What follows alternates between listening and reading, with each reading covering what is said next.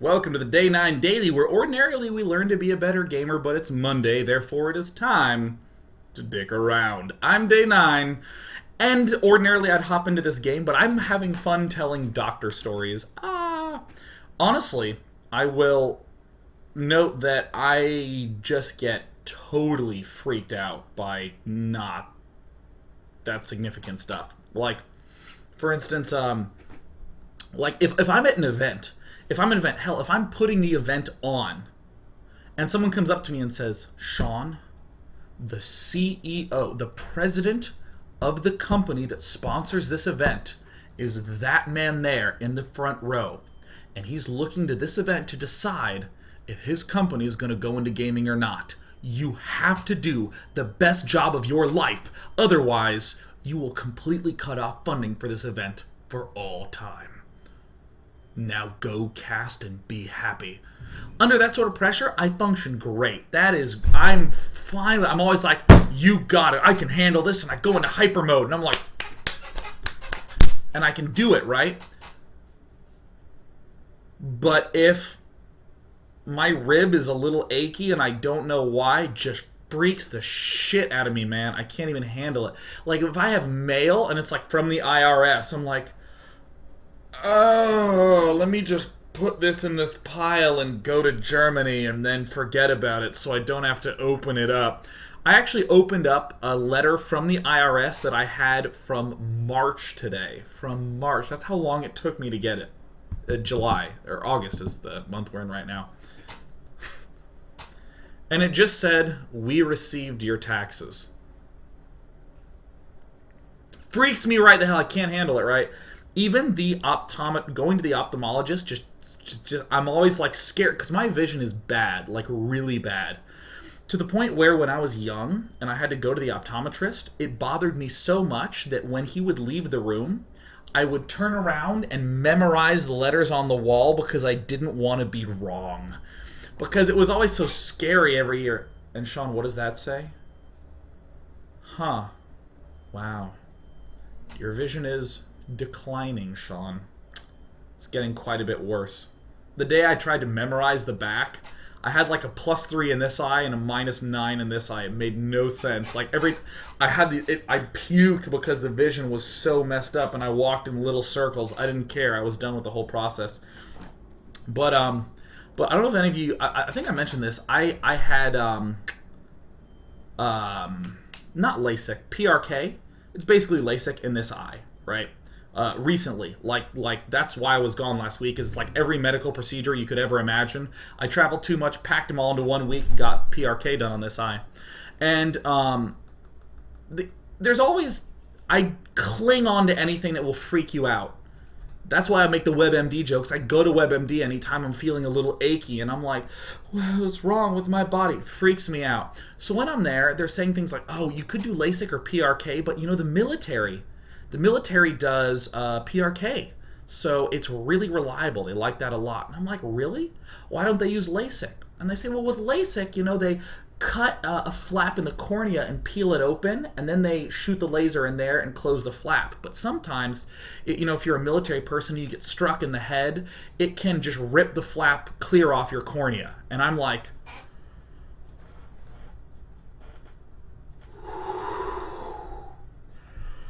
okay, does anything like that happen with PRK? Found out all sorts of interesting things about my eyes. I am -11 in this eye and -10.5 in this. I'm super blind. And the entire procedure is crazy to get all the medical stuff done. They bring you in for an evaluation. They're very calming and nurturing. You're doing great, buddy. The ophthalmologist even was saying a reassuring thing. You know what? When they have like the lens and they flip it, they're like 1 or 2, 1 or 2, and they like flip it. He would always go, it's pretty close. It's pretty close. You know, like there's no way to be wrong. It was great. It was like 1 or 2, pretty close. Pretty close. 1, okay. This won't be very close. 1 or 3, yeah, 1's a lot clearer, isn't it? Yeah, it's pretty close. So I'm like, okay, cool. So they go through this whole thing, and they bring me in for like multiple evaluations. They dilate my eyes, they go pff, and like puff air on it, and scares me and stuff. And then they sit me down and talk me through all the stuff, and they give me my eye drops, and they send me in for the surgery. And the surgery itself will take 6 minutes. It's actually a 6-minute long surgery, but they need to keep you still. So they gave me Valium. I get there at 8 a.m. and they say, well, here, let's go ahead and have you chew some Valium. So I put that in, and I'm like, yeah, I guess I'm going to need some Valium. So I take the Valium, and I wash it down. I'm talking. I'm not feeling anything. You know, I'm a large guy. I'm 6'3", and I'm 220 pounds. A number I'm not proud of. But there's a lot of Sean. I don't fit on airplanes. My knees get cramped in cars. And when anyone says, oh, this medicine's going to hit you hard, it doesn't hit me that hard because there's so much of me. I displace a lot of water. So they gave me a Valium, and she's like, well, you're a big guy, you might have to take 2. And I'm like, you might have to give me a second Valium. So give me the Valium, and I'm sitting there, and I'm just talking, and they're waiting until 8:40 when the procedure is going to begin. And I'm talking, and I'm talking. Wonderful eye clinic. They actually send someone out there just to talk to you, just to chat with you and make sure that you're feeling relaxed. Talking about cooking dinner, and I'm really excited about this chicken parmesan I'm going to make tonight. Wonderful experience. And I'm sitting there, and I'm talking, I'm being all charming. I'm like, doop-a-doop-a-doo. And she's like, oh, titter, Sean, you're so funny. And I'm like, I might be. And then the Valium hits, and it hits. I'm sitting there, and all of a sudden I go,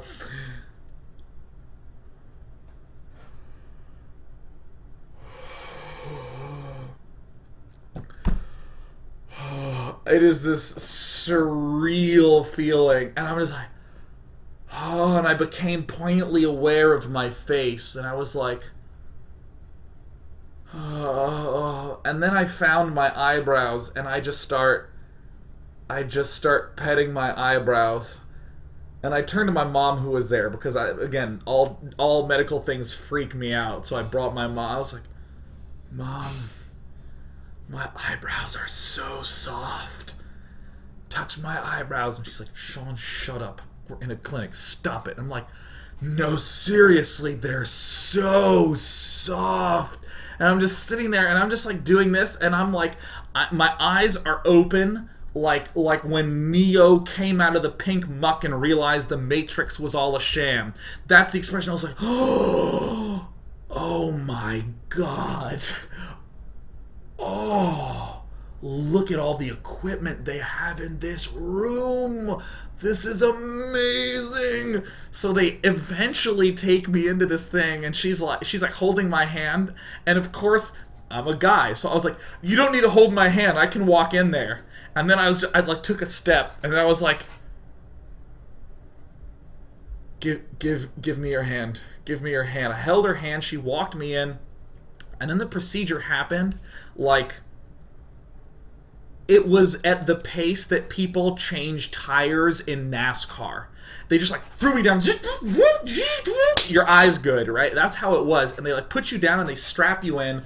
And I'm so anxious that even on the Valium, my heart is starting to race. Boom, boom, boom, boom. Like, because they like tape your eye open and like put these little fingers in to like hold it open, and then he just starts like painting my eye, and he's like doing these things. He's working really fast, and I'm just like, and he's like, look at the laser, look straight at the laser, look at the laser, Sean, look at the laser. And I'm like, what if I don't look at the laser? I'm considering the corner cases, so that way my imagination can run wild with the permanent damage I may have done to my eye.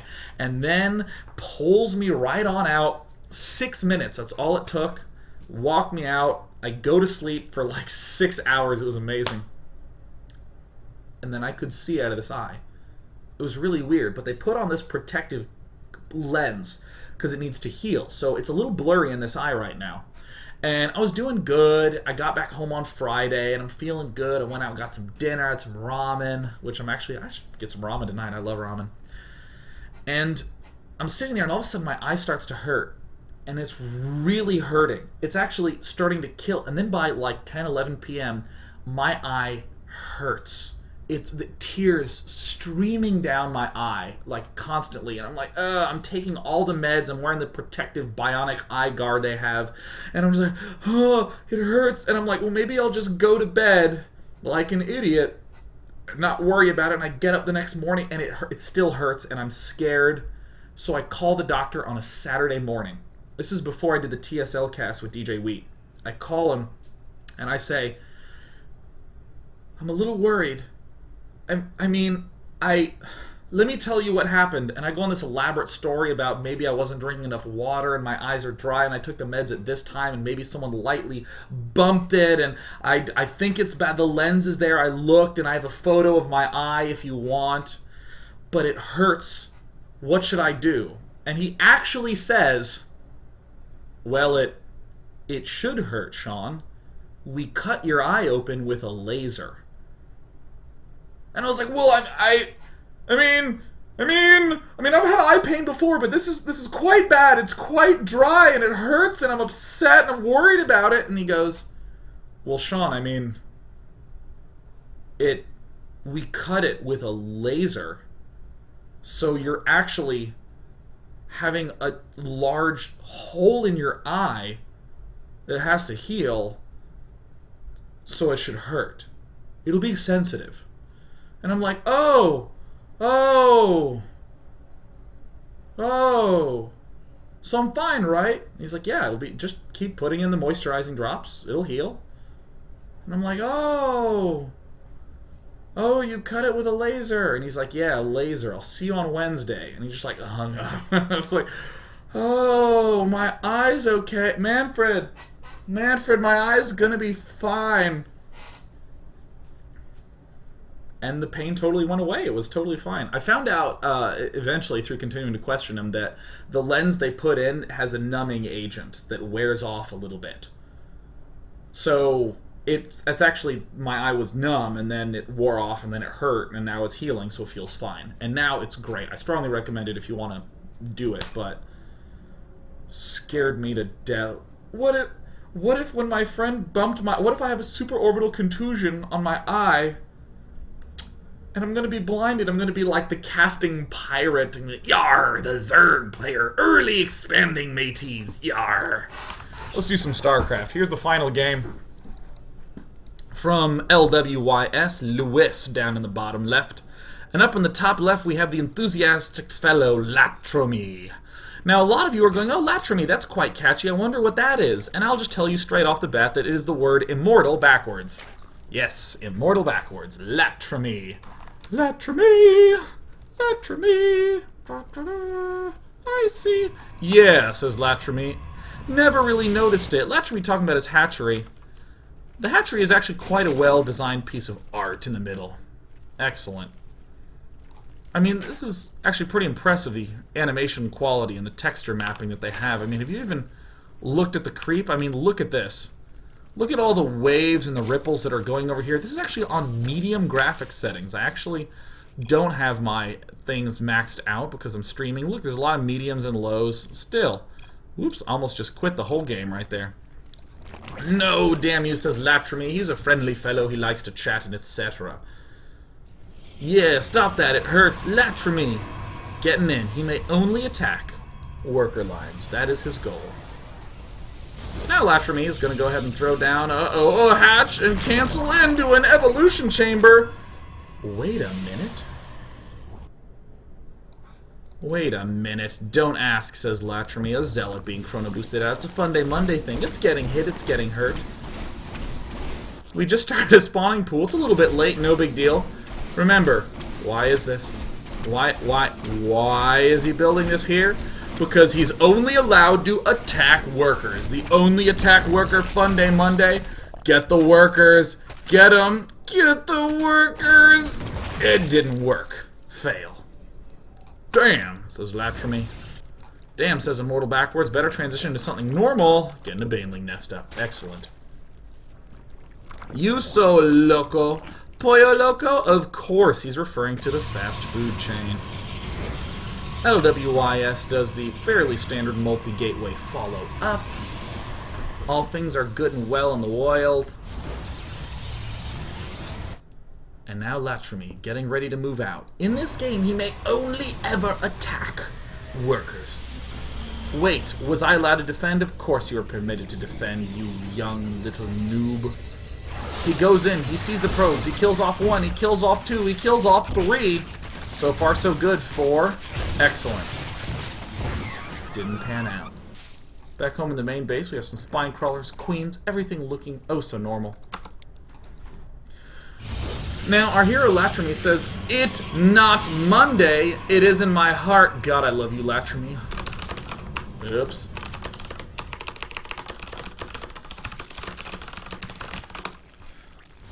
What a cool kid. Instantly morphing these banelings, and... Alright, here comes the fail moment. Alright, he's gonna pull back. And now he's moving forward. And he's going to detonate the rocks. Excellent, good. Now those destructible debris are at 1840. That's what I wanted. Yeah, nice. Looks like Lewis is going to go ahead and chrono boost out as many probes as humanly possible. When behind, go ahead and expand as Zerg, because why not? I had money to expand. I probably got supply blocked at some point. No big deal. Layer incoming, and things looking quite good. Livis, the red Protoss player, moving out with kind of a sentry-heavy force. He's bringing a probe, wants to put on a little bit of pressure. Boom, there it is. Pylon going down. Another pylon tries to get planted thusly at the front. But it looks like Latramy looking prepared. You are permitted to defend in this Funday Monday. There's absolutely nothing wrong about with defending at any point in time. One thing you cannot do is engage this army right out in the middle of the map. Latramy's looking low on food, high on bases. Has many queens.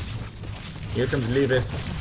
Lewis moving in. Range 7 spines. Look at how reverent he is adhering to the Funday Monday policy. Many basic tier 1 units get detonated. Queens and spines, enough to hold it off this time. Perfect. Back home in the expansion locations, things looking good.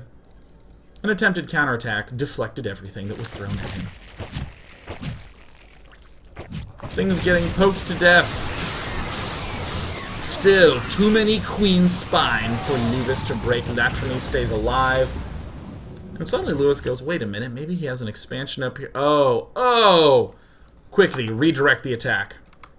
Now, at this point in time, we gotta give mad street cred to Latramy. He's moving on in. He's moving on in the backside. He's taking out as many probes as he can. And in an inadvertent misclick, does something that is not so much a target firing of probes, but an attack on the robotics bay. Oh, that's right. I know I was supposed to only attack workers as Zerglings. They did it themselves. Don't worry. When any probes arrive, it'll totally re-auto target fire. I swear to God. I swear it was just a little mis-re-auto target fire. Okay, cool.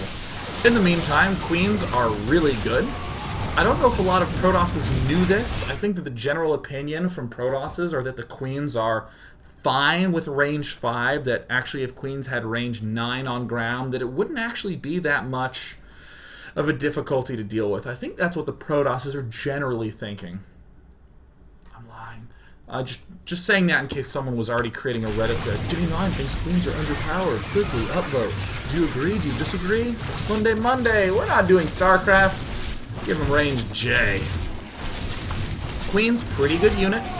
Can actually take infinite damage. But now it looks like Lewis starting to get nice and stable. Latramy gonna go ahead and do a little bit of just mass hatching, getting the spire up. Gonna go ahead and take out buildings with buildings, because why not? Perfect. Lewis. Losing yet another pylon. And now Lewis is doing pretty much what any other Protoss little bear would do. Getting a lot of gateways, getting up some Colossi, doing a little bit of damage. But Latramy, what is his goal? In Funday Monday, it is attack only the workers. It is attack only. Only the workers. So he's going to get Mutalisk out. We like attacking workers because we like being as annoying as possible.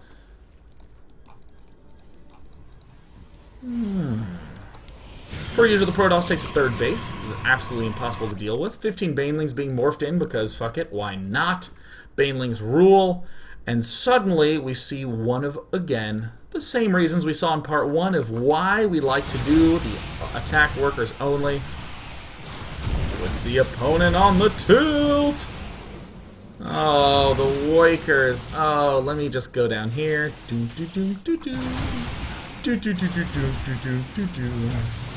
Latramy. Oh, 26 workers killed. How good. Alright.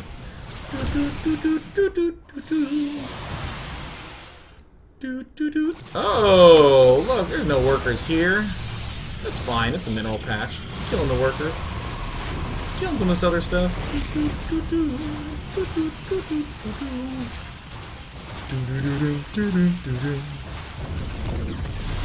Oh, units, quickly avoid the units. Oh, the probes came back. Quickly send everything. And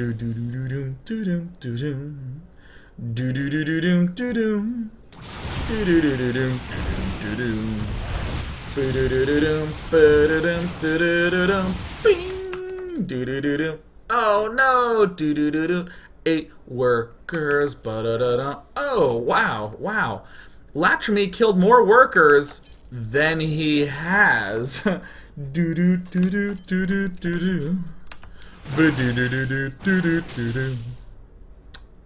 And of course, per usual, when you're under a lot of harassment, what do? Fuck it. I'll just go attack him.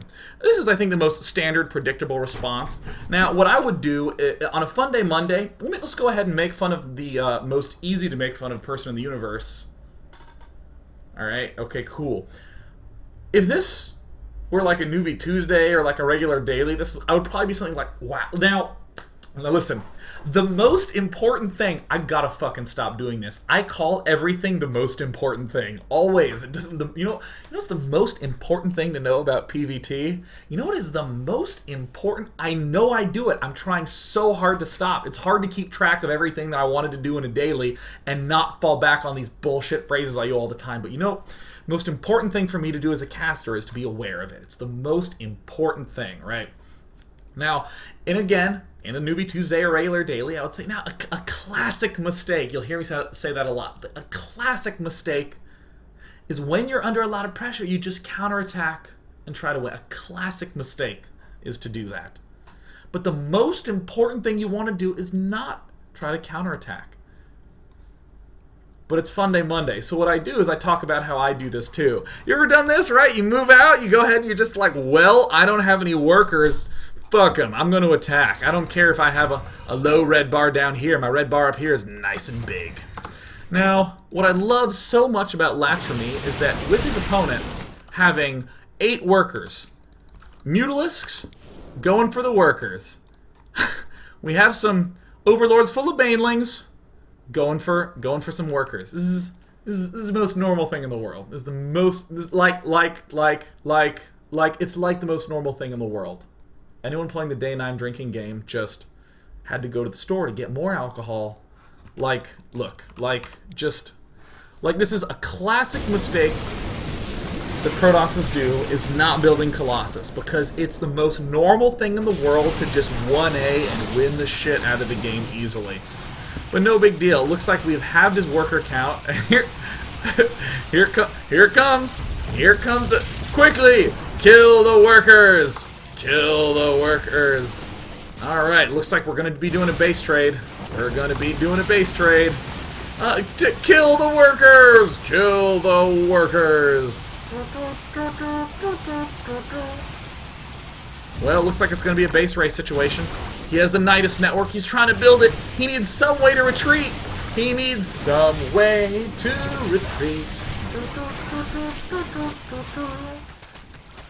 I don't know what they're doing here. 4 drones, most of which are hiding under an Overlord. I think the other one's over here somewhere. Nidus network! Quickly! Build us a retreat path! Build it anywhere! Load up into the Nidus network! Oh, where is it? There it is, but unfortunately he kills it off. Oh, look at everything in the Nidus network. Now, I just want to ask a question to you. Sort of a philosophical question. By the way, you like my glasses? They're missing a lens. Look how tiny this eye is and how... Oh, I probably shouldn't push in there because there's actually no lens and I don't want to stab myself in my sensitive PRK eye. I'm going to ask you a question. Where do they go? When units are in a Nidus worm and the Nidus worm dies, where do they go? Do they go to a special place? Do they go to somewhere different? Is there an afterlife for people in the Nidus worm? Do they just collapse and die? A lot of people are saying they go to Disneyland. No, that's what happens when a vortex goes down. Protoss is, send the Brewlords to Disneyland!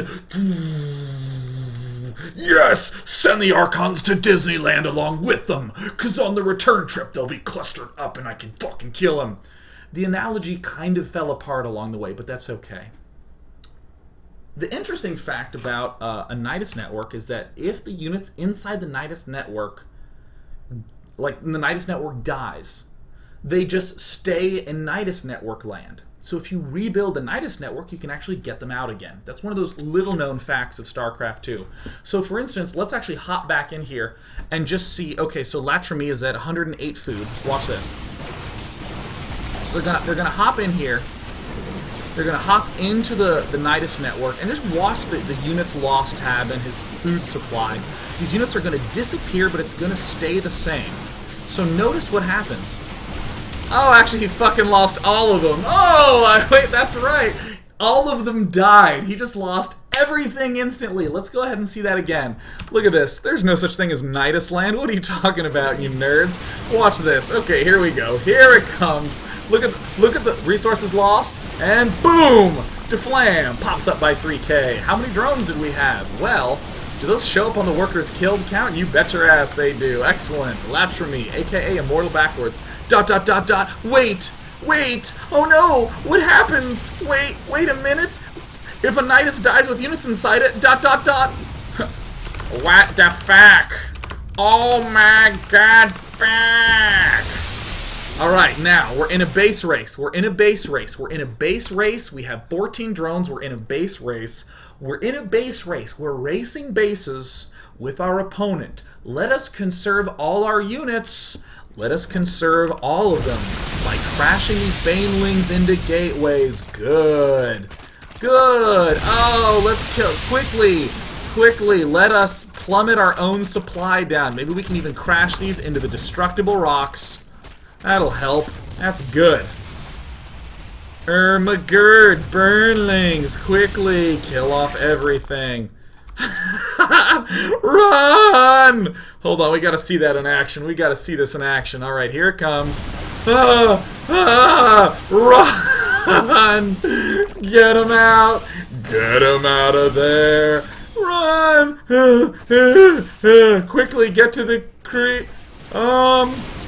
Just get out of there. Alright, cool. Excellent. Luvis, move into the top left. Latrami expanding quickly. The drone. Look at how devoted Latrami is to the base race. This drone not rallied to mine this mineral. No, rallied to attack. Get ready, assault drone. You shall be birthed into the role of a warrior. Bring it down. Bring it down. Where are the rest of the banelings? There's 5 of them. Where are they? Because I'll be honest, if there's one person I don't trust with them, it's Latrami. There we see, uh-oh, he might get a kill on the Colossus with the spine crawlers. Our poor warrior drone, oh! It did die. Fortunately, we managed to kill off that one building. We might get a kill. We might get a kill with our frickin' spine crawlers. Poke it down. Pull it back. Can't poke it down anymore.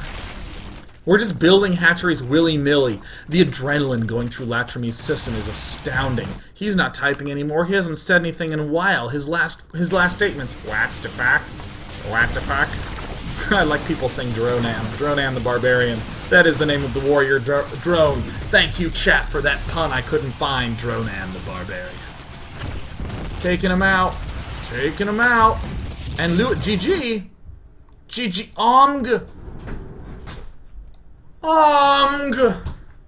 What a game.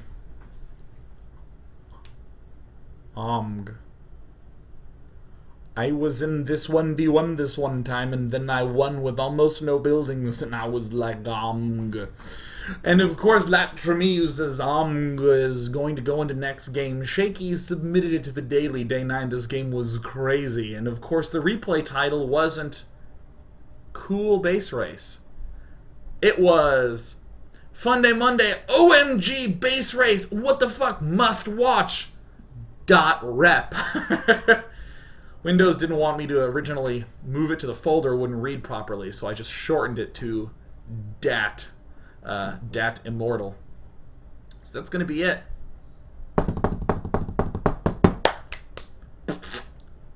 I don't know if I can... I'm going to be out of the country for a while. There will be a show tomorrow, and Wednesday, and Thursday, but then I'm going to be gone for a little while. The next show will actually be on the 20th of August. But don't worry, because I'll be doing a lot of casting. I actually don't know if I'm allowed to announce it, but I'll be gone for a while. I'm sure people can deduce it. I'm kind of in a weird bind. I actually should probably know this, but I'll be at Gamescom. Come to Gamescom. I'll be there. I'll be in Germany casting. Would love to see you there. Would love to see you if you're at Gamescom. Come by and say hi. Doing a little casting for Intel Extreme Masters.